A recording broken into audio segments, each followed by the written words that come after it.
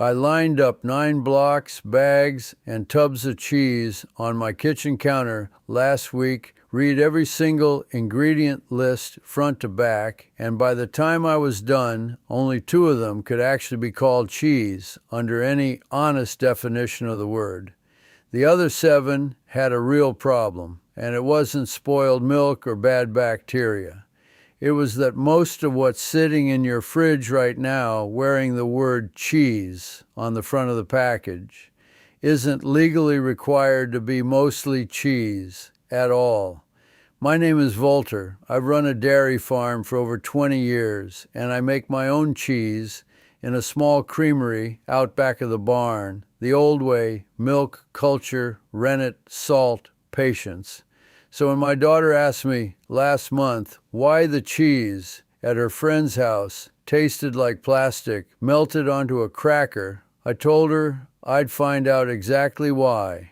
And I went and bought one of nearly everything the grocery store calls cheese. Today, I'm going to show you exactly what I found, brand by brand, ingredient by ingredient, and then I'm going to tell you the 2 that actually earned the name. Here's the thing you need to understand before we even look at a single label. Because once you understand this rule, you'll never read a cheese wrapper the same way again. Real cheese, the kind people have been making for thousands of years, needs exactly 4 things: milk, salt, a starter culture to sour it properly, and rennet, an enzyme that separates the curds from the whey. That's the whole recipe. Everything else, the aging, the pressing, the flavor, comes from time and technique, not from a list of chemical additions. If a product needs more than those 4 ingredients to exist, somebody added something to make up for a shortcut somewhere else in the process. Now here's the part that should bother you. The FDA doesn't even require a product labeled pasteurized processed cheese food or cheese product to be mostly cheese. Depending on the category, some of these products only need to be around half actual cheese by weight. The rest can legally be water, vegetable oil, whey protein concentrate, emulsifying salts, and coloring, and the package is still allowed to sit in the cheese aisle next to the real thing, priced almost the same, looking almost identical from 4 feet away in a hurry. That's not an accident of bad labeling law. That's a business built around exactly how much cheese-shaped filler a company can legally sell you while still using the word cheese somewhere on the box. So let's go through what I actually found, one at a time. The first one I pulled off the shelf was a bag of pre-shredded cheddar. Convenient, cheap, sitting in almost every fridge in America. The ingredient list read cheddar cheese. Then, right below it, cellulose.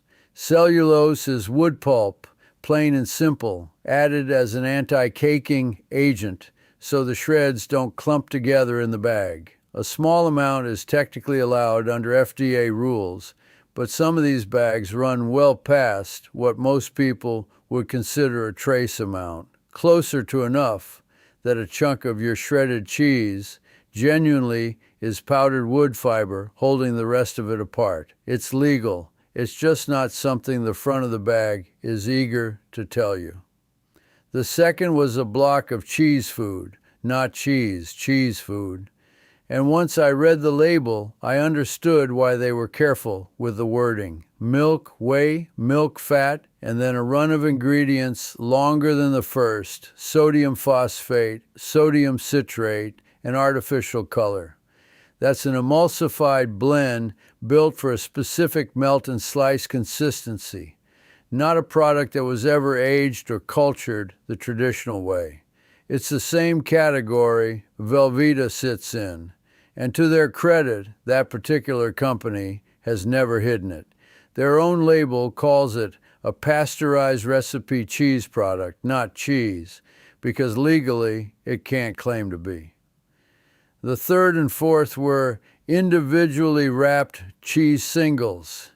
the kind that go on a burger or a kid's sandwich. Both had milk and cheese culture near the top of the list, which sounds promising until you keep reading and hit milk protein, concentrate, whey, soybean oil, and sodium citrate, stabilizing the whole thing into that perfectly uniform, perfectly meltable square. Convenient for a sandwich, not something a cheesemaker 200 years ago would recognize as cheese. The fifth was a can of spray cheese, and I'll be honest, I almost didn't buy it, but I wanted to be thorough. Milk, whey, milk fat, and then a genuine list of stabilizers and gums needed just to keep it pressurized and sprayable out of an aerosol can. That's not cheese with a delivery system problem. That's a completely different kind of product that happens to taste vaguely like cheese. The sixth was a tub of cheese spread meant for crackers. And this one actually surprised me because it read better than I expected until the very end of the list where canola oil showed up. Oil doesn't belong in cheese. Cheese gets its fat content from milk fat, full stop. The moment vegetable oil appears in a cheese ingredient list, you're looking at a blended product built to stretch the actual cheese content further because oil is cheaper than cream. The seventh was a bag of Mexican blend shredded cheese. 4 cheeses named proudly on the front. And then, same story as the first bag, cellulose again, plus a preservative to extend shelf life. Multiple real cheese types blended together doesn't mean much if the bag is still a quarter wood pulp by the time you get to the bottom of the list. The eighth was a block of a major national brand's reduced fat cheddar. And this is the one that actually made me the most frustrated because cutting the fat out of cheese changes its structure entirely. Real cheese needs that fat to hold together and melt properly. So the manufacturer has to add something back in to compensate. In this case, modified food starch and additional whey protein. You lose the natural texture and you gain 2 ingredients that were never a part of cheese in the first place, all in the name of a health claim on the front of the package that doesn't tell you what had to be added to make up the difference. And the ninth was a store brand Parmesan in the green shaker can. The same one that's been in kitchen cabinets for 50 years. This is the one that genuinely stopped me. Along with real Parmesan cheese, the label listed cellulose again, this time at a level high enough that it's been the subject of actual lawsuits over exactly how much wood pulp filler is reasonable in a product marketed as Parmesan cheese. Some of it is legal under the anti-caking allowance. Some brands have been found, under court scrutiny, to have pushed well past what anyone would call reasonable. 9 products. 7 of them needed something beyond milk, salt, culture, and rennet just to exist, whether that was wood pulp to stop clumping, oil to replace fat that was removed, or a chemical stabilizer to hold a spray can under pressure. Only 2 survived the label. The first was Tillamook's plain cheddar block out of Oregon dairy country. Milk, cheese, culture, salt, enzymes, nothing else. 4 ingredients, exactly what cheese is supposed to be, nothing added to fake a texture or extend a shelf life. The second was a block of organic valley cheddar, same story, milk, cultures, salt, enzymes, and nothing riding along behind it. Both of those brands are farmer-owned cooperatives, which isn't a coincidence either, when the people setting the recipe are the same people who actually milk the cow. There's a lot less incentive to cut corners with cheap filler nobody asked for. I want to be fair here, because I'm not telling you every brand outside those 2 is out to trick you on purpose. Some of what I found, the shredded bags with cellulose, the reduced fat block with starch added back in, exists because consumers asked for convenience or asked for lower fat, and something had to give to make that possible. But convenience shouldn't mean you stop being told what you're actually eating, and a can that says cheese on the front ought to have cheese, making up the overwhelming majority of what's inside it, not something closer to half. Here's why this keeps happening, and I think it's worth saying plainly. Real cheese takes months to age properly. It takes real cream. It takes a cheesemaker who knows what they're doing, and none of that is cheap.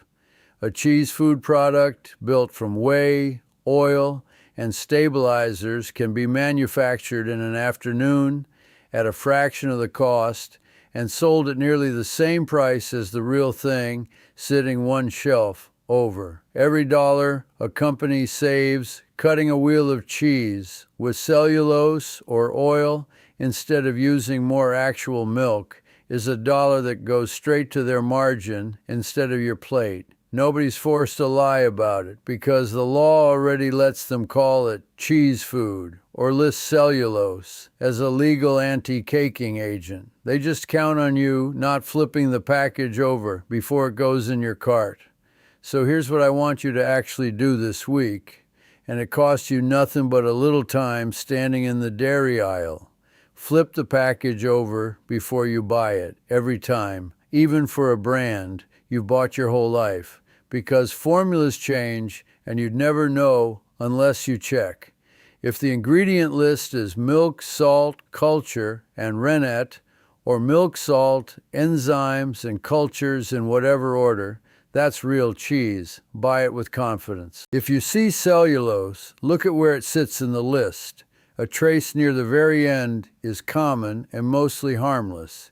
But if it's sitting high up, that bag is carrying more wood pulp than you'd probably want to know about. If you see the words oil, whey protein concentrate, or modified food starch anywhere in a cheese ingredient list, you're looking at a blended or reformulated product, not aged cheese, whatever the front of the package wants you to believe.